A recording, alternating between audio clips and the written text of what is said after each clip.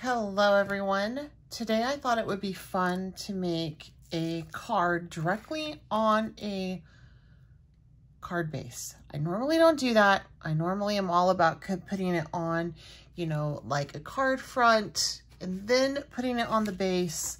But because the thing is if you screw up on this, you screwed up on a lot more resources, material, than if you just screw up on half the size of it. So, but I have an idea, and the stamp foams by Simon Hurley are back in stock as of right now.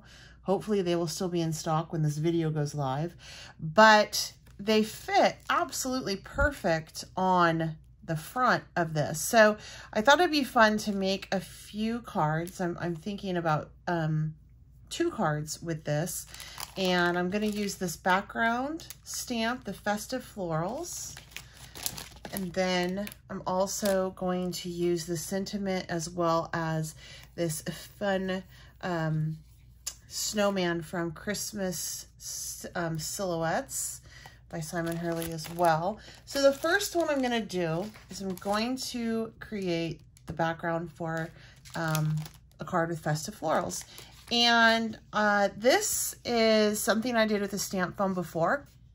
I think it's really cool. It'll hold its shape for as long as I need it to until I want to replace it with something else. And look at just the size difference. So it kind of shrinks every time you use it, but it's not a substantial amount of shrinkage, I should say. So what I'm going to do is I'm going to show you how you can get this flat again, but I'm actually going to create on one of the other ones, just because I want it to be a perfect square. So you're just actually going to take and heat it up. And as you heat it up, it starts to go back to its normal flat surface, and then you can go ahead and put another image like directly in it. So as you can tell, those little hearts that I had created months ago on this for something else, totally going away. Isn't that fun? So cool. So once it's all, once the hearts are all gone and it's all smooth again, while it's still hot, is when you would want to put a different design into it. And you can put this on stencils, you can put it on stamps, you can do like buttons. This actually was metal die cuts. So sky is the limit with this. Okay, so that's pretty much gone. And then if I wanted to, I could go ahead, I'll show you, I'll do it in this one right here. This is one of his other stencils. I'm not going to use it today, but I just want to show you that you can actually use it on a stencil. So it looks like I have a little bit of the heart still up there that I need to get out. So I'm just heating everything up, and it fluffs back up, so to speak, so that that other design was totally gone. And then you just take it and you just smoosh it into whatever you want it to be, whatever shape or form you want it to take on. You just smoosh it on in there. And then voila, there you go. You have another stamp image ready to go. So much fun. All right, so let me set this aside. I will include this with my supplies down below in case you're interested in the stencil, but I'm not going to do anything with this today. Oh, by the way, you guys, like usual, everything I'm using, I do have it listed down below for you, so you don't have to go searching all over the internet to find it. Okay, so this is actually still a little bit wet from when I used it a couple hours ago. How funny is that? So I want to get that all dried off. I'm going to make a card front with this, as I told you. So what I want to do is I'm just going to take a new stamping foam, and each stamping foam set comes with 4 foams. and I don't see why you'd have to replace these anytime soon. I mean, you can use them over and over again, as you just saw.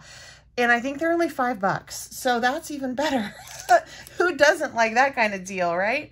All right, I'm gonna take and I'm just gonna heat this up with my Heat It tool. I wanna get it nice and warm so that when I pop this on top of this stamp, it's going to take on that image, that design. The reason why I'm doing this is because, well, I'm just being lazy. I don't want to, there's another way that I can remove color, but I want the design to be white. I'm going to use it on white cardstock. I'm going to do kind of a fun color on this, a little bit of a different, non-traditional type color scheme for Christmas. I'm going to use Rosy Cheeks, which is a really fun pink. Okay, I think that that's pretty hot now. So I'm just going to take on top of my stamp wherever I want to pick up my image, and I'm just going to press it in and make sure I have pretty good coverage all around, and then voila. So now I'm ready to do something fun with this. So let me go ahead and put this on over here. I'm going to take my Rosy Cheeks and I'm just going to go all over the surface of my stamp block here. Like so, getting really good coverage on that. Just take a little bit of water, a little teeny tiny bit, and just whoop, just enough to kind of get it to move around. Then I'm going to make sure that I dry my silicone mat because I don't want to get that wet. Okay, and then from here, I'm going to take it and actually, you know what I can do? I'm going to pull this out because I really want it to be a nice, even surface. So this is I think this is 4 by 3. Yeah, 4 by 3. This is 4.25 by 5.5. So I just want to take this down. That down, and then let me see here. So let's see here. Here is, I'm just using my Make Art Station. I don't know why I thought of it, but I thought, I should probably use this today. So I want to go up, right there is 1 inch. So I want to go up to about 1 1/4 inch, just like that. Flip it on over. Actually,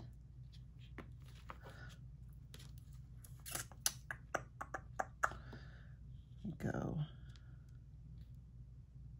Let me see here. I want to get it lined up perfect. So that looks about right, and that is on about,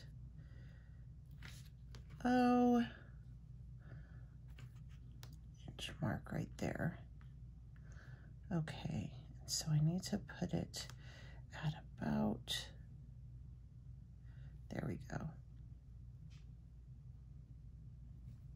Okay, now we're ready. I'm gonna hit it one more time with a little bit of water.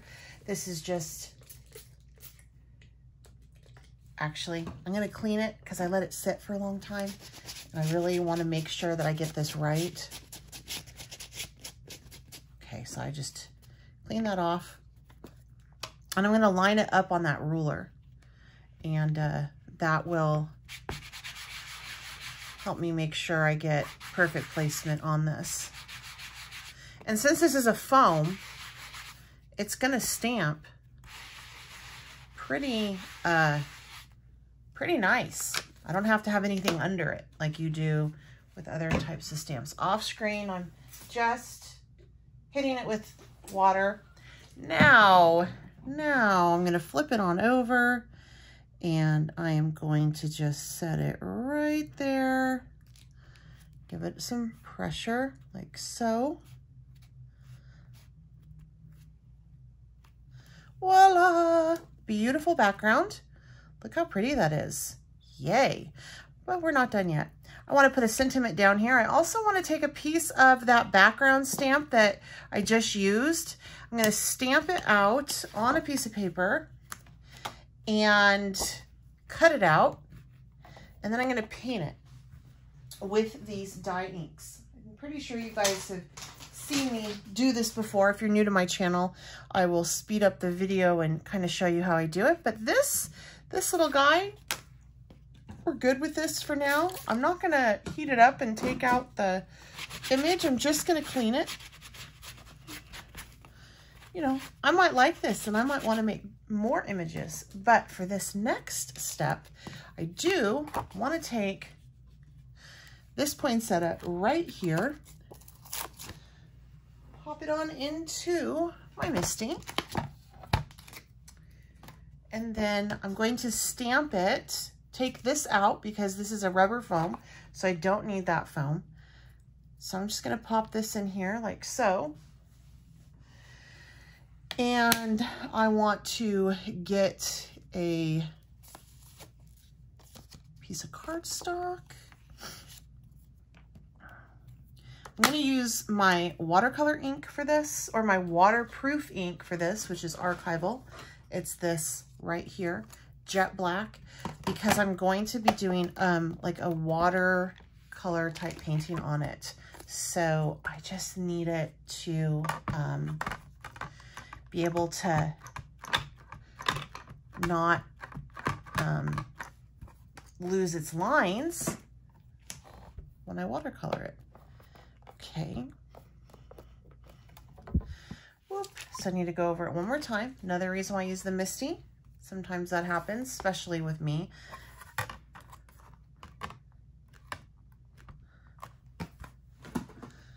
Let me stamp it over one more time. Still, that little corner there just wants to be difficult. That's okay. Let's see here.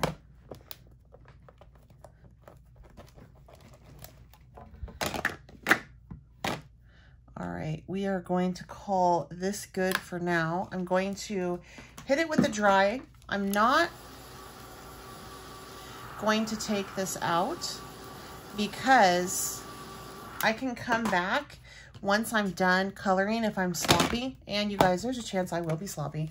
I can re-stamp it and crisp up those lines, which is a little trick that you can use whenever you are coloring, regardless of what you're using. I'm going to use Game Over and Fake Plant to color this in with, and I just need my little brush, my water, and I'm going to do Game Over first. I'm just going to squeegee some of that ink out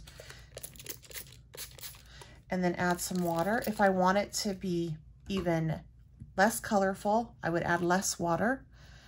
One thing you might want to do, which I did not do, is pick up your piece before you actually squirt it, because it does speckle, but that's okay because I'm going to cut this out. All right. So I'm just going to take this from here and I'm going to just watercolor this in. And again, I'm still using that stark white cardstock from Simon Hurley. And I'm going to use on the inside some liquid pearls to the little center of this. And I'm not too concerned about staying in the lines per se on this, simply because I am going to be cutting it out. So I'm not really concerned if it goes outside of the image, like there. If it reaches into the flowers, I mean into the leaves, then, you know, I'm not wanting that, although it's not the end of the world. As Dina Wakely says, you just go, oh well, it's done, too bad, or something like that. She has a saying, when it doesn't all go as you would hoped. All right, so I'm just almost done with this one and watercoloring this in. And again, it's super important that you pay attention to what kind of ink pad you use to stamp your image you want to watercolor in. Because if you use a pigmented base ink, it's going to smear. If you use a alcohol ink based ink, something that's safe for alcohol ink, you might have issues of it getting fuzzy. So always use a waterproof ink. Waterproof ink does not necessarily mean that it's going to work with alcohol ink though. So that's why it's important that you have a couple different ink pads. The only ink that I have ever found that is universal, that works with this technique, but it doesn't move, you can't blend it, and it also works with alcohol ink, is Brutus Monroe's Detail ink. That's the only ink I've ever found in my 25 plus years of crafting that can work multi against a couple different things, that it just works beautifully. I am going to hit this with a heated tool just this once, just because when I go to color in my leaves, if this isn't wet, it'll make it so it doesn't want to bleed as easily. All right, so for this one, same thing. I'm going to go through with some fake plant, and I'm just rubbing that out on my mat, silicone mat, glass mat, whatever. I like to use a silicone mat because it looks pretty, and I did it again, pretty good with the overhead light. There's no glare as my glass mat, but the glass mat would work well too. Okay, and then from here, I'm just mixing up that color, and then I'm gonna go in, and I'm just going to color in those leaves. Like so. Now, when you're watercoloring with your ink pads, it is helpful if they are a dye ink like this. If they're not a dye ink, then you will potentially end up with just kind of a mess. Pigment ink doesn't really work like this, so just be careful. You could use distress ink on this and do the same type technique. However, it never would really set up and it would always move. Dye ink does stain the paper eventually as it dries, so it's not as water absorbent and water reactive. You could do this with distress oxide as well, so that it would just be more of a chalky type look to it. All right, so now that this is done, I'm going to heat it again, and then I'm going to cut it out, and we'll come back and finish up that card. I went ahead, got that all trimmed out. Now, I mentioned to you that I like to leave the image in my Misty until after I get everything colored. And that is because if I got by chance sloppy, like too sloppy, and some of it went into the other, you know, like I got green where the poinsettia should be, I can put it back into my Misty and stamp it again. And what that does is it allows a crisper line, and it kind of camouflages the mistake. But I didn't need to do that this time, so I didn't, obviously. But I do need to use the Misty again because I want to put my sentiment on this. Since I'm switching over to the clear foam Christmas silhouette set, I do need to put my foam pad back in, and then I'm just going to slip this in, and using my Archival ink again in the jet black, I'm just going to put this sentiment on the top and then assemble what there is to do on this card, which really at this point is not much. So I usually stamp my sentiment twice, but that looks like it's pretty good. So we're good with that. And then I'm just going to take some pop dots that I have, which is the leftover. If you've been watching the last couple of videos, you've seen me use this. Nothing goes to waste with me. I just take and cut out a little square of it to put down on the back like so. And I'm going to set this off into the corner right about here. And then to finish the card off, I'm going to add some liquid pearls. And I think I'm going to go ahead and also ink the edges.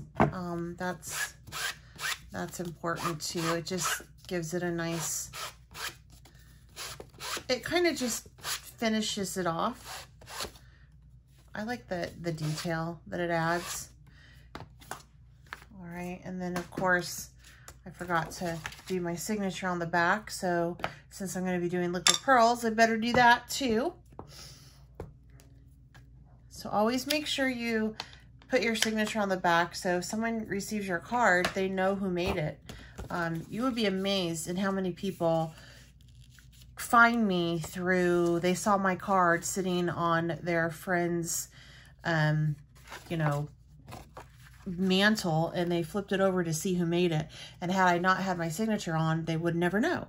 Okay, so I'm just using some rose gold, and I am just leaving some peaks in that, so it looks like the center of the poinsettia. And then I'm also going to add a few dollops of this around in a couple different strategic spots on the card as well. I'm thinking there, and there. And it did peak a little bit. That will fall some, but if you want it to fall more, so it has more of a pearl look, you just take and gently tap the card and it'll fall. Your peaks will fall. And you'll be left with that. So that's the first card that I did with that stamping foam and a background stamp. So now I'm going to show you how you can create a background with that stamping foam, a silhouette, and use something else on it instead of a stamp or a stencil. I have some buttons that I never use. I had great plans for them, but it never happened. But they're really cute on a background. And I like this technique because I always want my snowflakes to be white. So if I'm not going to stamp with white ink and then also emboss with a white embossing powder, you know, you're stuck. So this is a great way to do just that. Get a background that's a really pretty dark color or like a, you know, blue or whatever, and then stamp it out with your stamping foam, and the snowflakes will end up you know, staying white. So this is a great, great technique. I'm just kind of laying it all out here.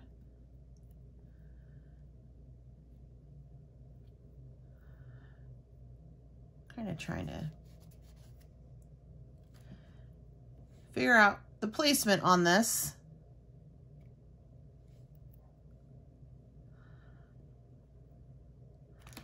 So this is the hardest part. It's just trying to figure out your placement on it. But once you figure the placement out, then, you know, then it's good to go.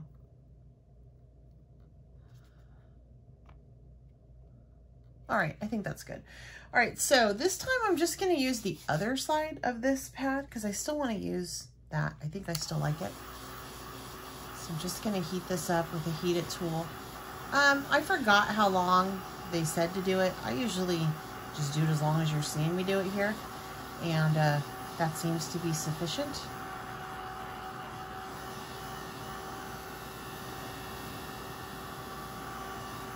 All right, and then I'm just gonna pop this on.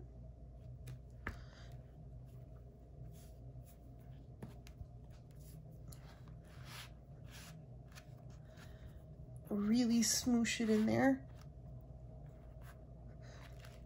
Voila, look at that. So cool. And it held the other side too. So now I have 2 for 1 on this, right? Okay, so again, I'm going to go ahead and just stamp it on this. This time though, I'm going to use this really fun silhouette, all right? So what I need to do is I need to line it up, but I need to add an extra 1/4 of an inch, because the base on this is about 1/4 of an inch, and I want it to be about like that.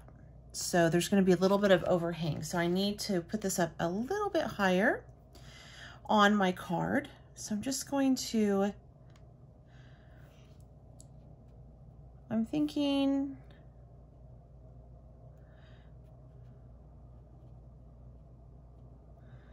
I want it to be about a 1/2 inch there.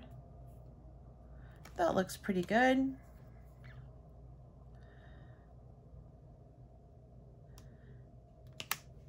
Okay, so I'm going to take my, let's see what color, I think I'm going to do on this one, clear sky. I think that'll be pretty.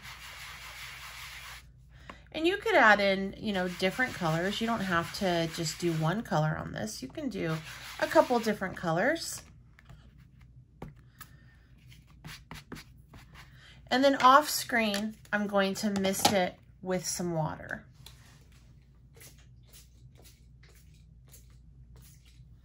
All right, and now I'm just going to take and just line this up like so. Give it a nice stamp. Voila. Oh, I love it. Okay, and I still have enough at the bottom where I can have that overage with my snowman, which is what I wanted. Before we move on to stamping him though, I do want to make sure that this dries, because I am going to stamp him in white. So I am going to use some embossing, and so I need to make sure that this is nice and dry before doing that step. Want to make sure that I have that lined up right in there, and as you can tell, there is a little bit of an overage on the bottom here that I need to take account for. So if I put it up here, that would have worked, you know, like his hat would just hit it. So I want to bring it down just slightly so that there's a little bit of room on the top, and it pretty much fits exactly in there like so. So I'm going to pick it up with my door here. Then I'm going to take and powder it to make sure that there is no moisture. So I'm just taking a tool here and running over this powder, and that just picks up the extra moisture so that I will get a really nice embossed image. And again, I got to put that right back where it was. I'm going to use just Nuvo Clear Mark Embossing. It's a clear emboss because I'm going to use some of this fine detail embossing powder in Glacier White. I think that that is appropriate since it's snow, right?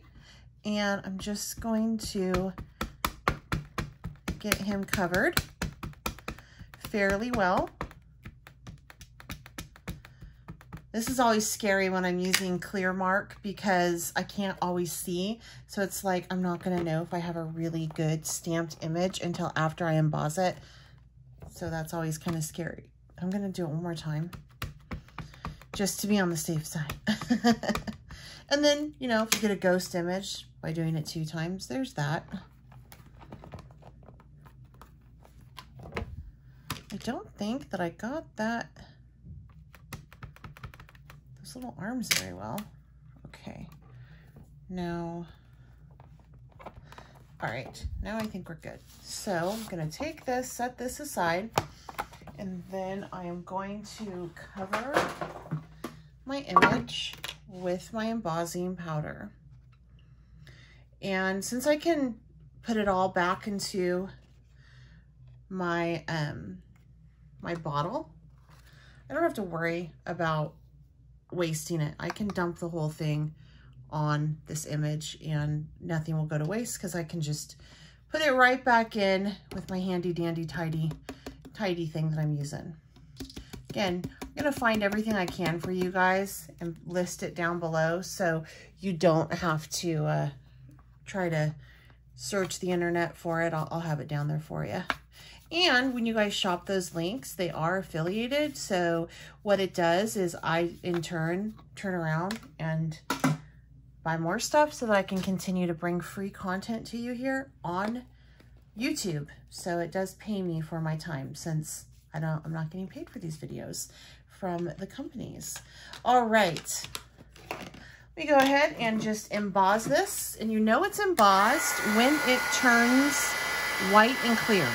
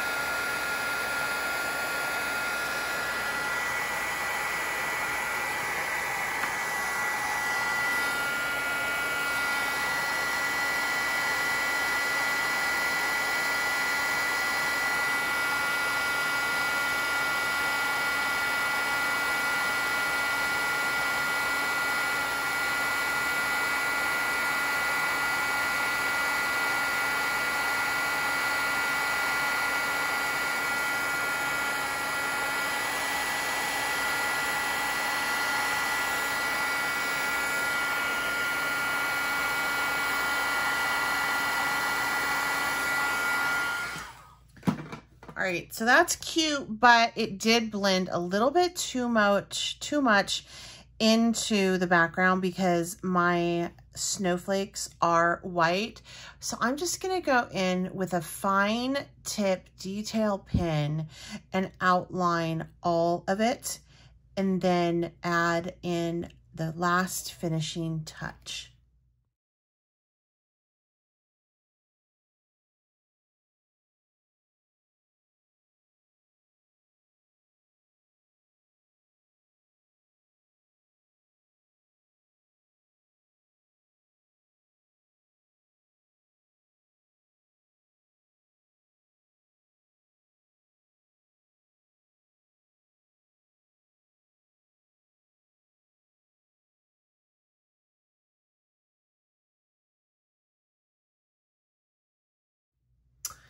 All right, so as you saw, it didn't go exactly as I had anticipated. I love how it turned out where the little snowman is. That was like the perfect thing to make it pop. I should have stopped there, but I didn't. And so I kind of fixed it. And then I thought, hey, you know what? Why don't I use some of those same buttons that I did when I created the background as embellishments on the card? So there we go. And that is how you can use stamping foam to create a background with found objects, and then also a stamping foam with your stamps, or as you saw with the stencil too. Hope you guys enjoyed this video. If you have any questions or comments, please feel free to leave them down below. Until next time, I'm Bets Golden. Happy crafting.